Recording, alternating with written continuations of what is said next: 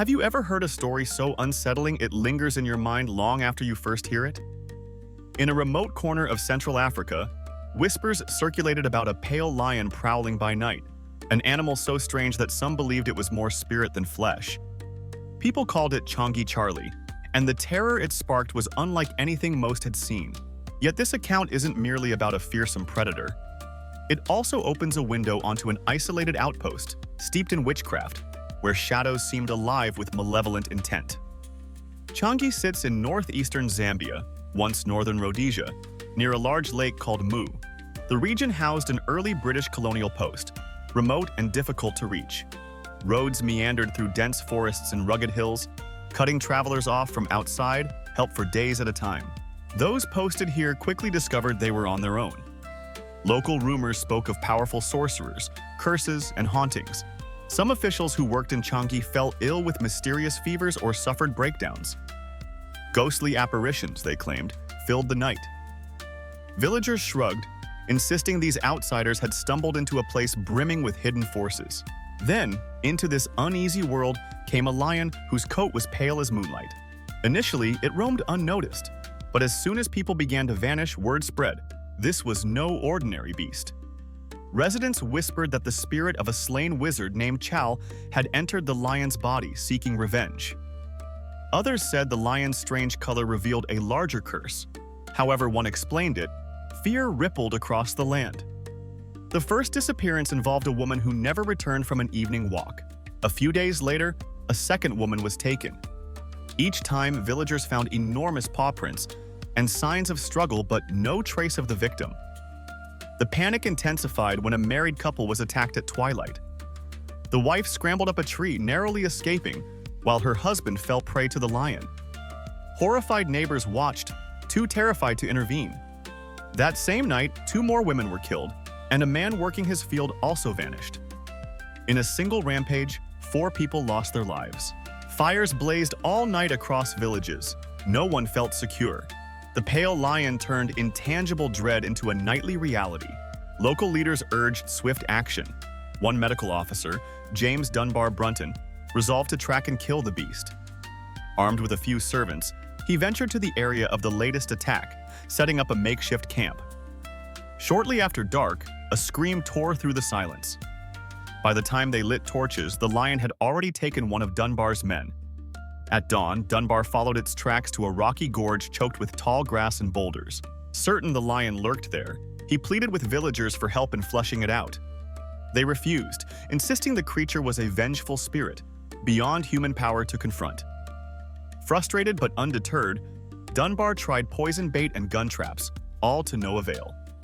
The lion avoided every snare. Before he could conceive a new plan, Dunbar was assigned elsewhere, leaving Chongi vulnerable. Freed from any serious pursuit, the lion roamed widely. One night, it circled the colonial offices without attacking. The next evening, it returned and dragged away a kitchen boy. At sunrise, officials followed paw prints to a grisly scene. They found remnants of the boy, but not the predator. People began calling it Changi Charlie, though some retained the name Chow. Everywhere it went, terror followed. A local chief and his wife recalled how the lion battered a hole in their hut wall during the night, shoving its pale head inside. In desperation, the chief's wife grabbed a burning log and struck the creature until it fled. Another group of men later wounded it with spears, but found only a shattered spear shaft left behind, an ominous sign that the lion had survived. For a brief moment, villagers hoped blood loss might end the nightmare. But soon enough, Changi Charlie reappeared. Worse still, he brought 2 more male lions with him. The trio hunted in unison, striking the same village on consecutive nights, and sometimes returning multiple times in a single evening. Fear deepened, and superstitions flourished. Many were sure these creatures were controlled by dark forces or guided by the wizard spirit. Practical defenses crumbled. Spears seemed useless against 3 coordinated predators, and attempts to fortify huts often failed under the lion's relentless assault. Desperate to end the killings, another colonial official tried an ambush. He stood watch at the edge of a targeted village all night, rifle at the ready. Dawn revealed a horrifying irony. The lions had bypassed him and killed a man only a short distance away. It seemed the animals possessed an uncanny awareness of traps. At last, authorities arranged multiple gun traps in areas the lions frequented. Late one night, the region woke to the sound of thunderous gunfire. Nobody risked stepping outside until dawn. With the sunrise, they found two lions lying still in the grass, both killed by the triggered traps. One was older, massive, and pale-coated. The other equally large. Counts vary on the third lion, with some insisting it escaped, others claiming local hunters dispatched it days later. Regardless, the primary threat had been neutralized. Changi Charlie lay dead, ending months of terror. Yet the region's dark reputation didn't vanish along with the lion. The memory of that pale hunter merged with existing tales of witchcraft and curses. Many locals concluded their worst suspicions were true. Powerful malevolence had taken form in a white-pelted beast. Colonial officers passing through afterward reported a lingering sense of unease. Some fell into poor health, others into depression. They wrote in journals about the haunted aura of Chongi, describing strange voices at night or fleeting shapes glimpsed at the edge of torchlight. Although it was possible these were simply the illusions of exhausted minds, the context of local folklore made every unexplained event feel supernatural. Stories of man-eating lions appear throughout Africa, but the eerie details in Chongi's case stand out. Researchers who study white lions note that leucism, a genetic condition causing pale coats, doesn't necessarily impede a lion's ability to hunt. Indeed, the lion that plagued Chongi was adept at ambushes, terrorizing not just wildlife but human settlements. Over time, the event became legend. In a superstitious region, a predator with a ghostly coat was the perfect catalyst for wild rumors about wizards and curses. Rarely do such circumstances align so neatly, with an elusive man-eater appearing in a place already saturated with tales of spirits and black magic.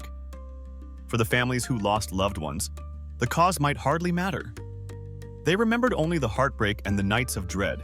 Entire villages stayed awake, reinforcing walls, stoking fires, and clutching weapons while scanning the darkness for any hint of movement. Children were kept indoors, forbidden from wandering at twilight. A sense of violation ran deep, as if the boundary between human life and the wild had completely collapsed. When the pale lion finally fell to the gun traps, it felt like relief mixed with lingering fear. People needed more than a body to banish what they saw as a curse. Colonial records describe officials who arrived after the episode, finding the population still traumatized. Some officers dismissed the tales as superstitious nonsense. Others recognized that fear had real consequences, shaping how people built huts, stored food, and conducted nighttime rituals. Over time, roads improved, and outside influences trickled in, diluting the raw intensity of the old lore. But the legend of the white lion refused to die. Survivors recounted the story, sometimes around campfires, sometimes to wide-eyed children. Each telling carried a faint echo of that oppressive dread. Why do lions turn man-eater? Some experts blame diminishing prey or injuries that push a lion to seek easier victims. Others propose that once a lion realizes humans make a vulnerable target, it continues. But none of these theories fully explained the atmosphere gripping Chongi. The lion's uncanny movements, the rumored wizard's spirit, the unrelenting fear, it all fit too neatly into existing beliefs. Rational minds might balk, but to those living it, the supernatural explanation made sense. Even now, if you journey into that part of Zambia and mention Changi Charlie, you might see an old villager nod gravely. They'll describe the eerie light of the moon reflecting off a lion's pale fur, or recall the wailing that followed a midnight attack. Outsiders often come seeking evidence or even hoping to see a white lion themselves. Most find only quiet villages and thick undergrowth, but in hushed conversations the story persists, a vestige of a time when a single animal seemed to hold an entire region hostage. Such stories aren't unique to Changi. Across Africa, man-eaters have woven themselves into local lore, often colliding with beliefs about spirits and the afterlife. In Tsavo, 2 lions terrorized railway workers in the late 19th century, fueling global headlines. Yet many smaller-scale events never gained the same notoriety.